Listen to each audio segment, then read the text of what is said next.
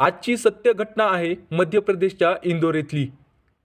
बुधवार दिनांक 14 फेब्रुवारी संध्याकाळी 28 वर्षीय रूपसिंग कचरा फेकण्यासाठी घराबाहेर पडला होता।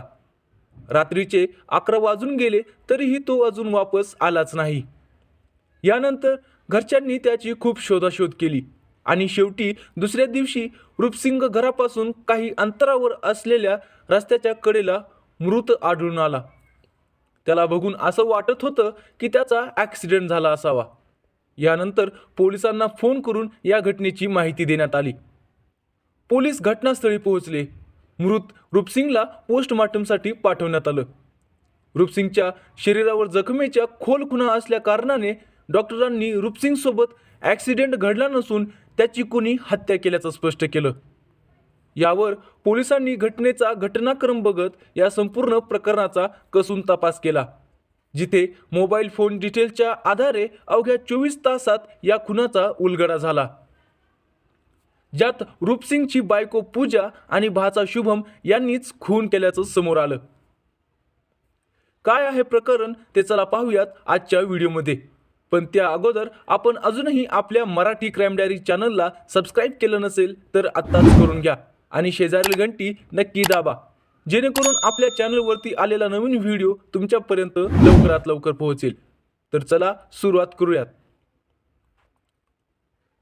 शुभम काही महिन्यांपूर्वी राजस्थानहून इंदोरमध्ये राहायला आला होता, जिथं त्याचा मामा रूपसिंगकडे त्याचं येणं जाणं होऊ लागलं आणि यातच त्याला अवघ्या 6 महिन्यातच त्याची मामी पूजावर प्रेम जडलं।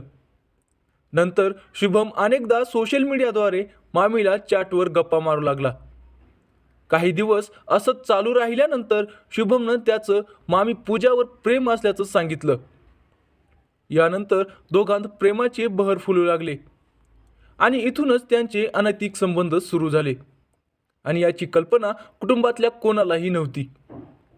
काही दिवसांपासून पूजा आणि तिचा नवरा रूपसिंगमध्ये भांडणं होऊ लागली। यात रूपसिंग पूजाला मारहाण देखील करू लागला।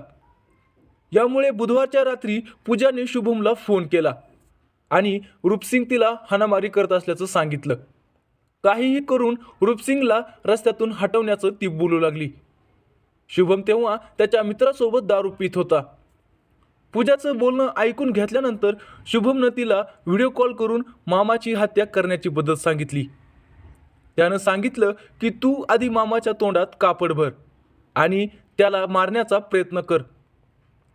त्यानंतर शुभमचा एक मित्र रूपसिंगच्या घरी आला आणि एक मोठा दगड उचलून रूपसिंगच्या डोक्यात घातला। त्यातच त्याचा मृत्यू झाला।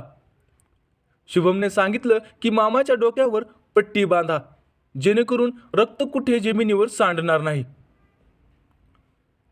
यानंतर शुभमच्या काही मित्रांनी मृतदेह एका स्कूटीमध्ये ठेवला आणि परिसरापासून काही अंतरावर असलेल्या रस्त्याशेजारी फेकून दिला। मृत रूपसिंगची चप्पल आणि मोबाईल फोनही तिथंच फेकून दिला होता, जेणेकरून त्याचा अपघात झाल्याचं भासावं।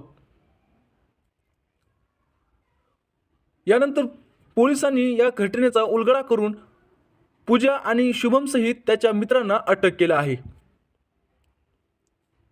मित्रांनो, जर तुम्हाला हा व्हिडिओ माहितीचा वाटला असेल तर या व्हिडिओला लाईक करा आणि सबस्क्राईब करायला मात्र विसरू नका।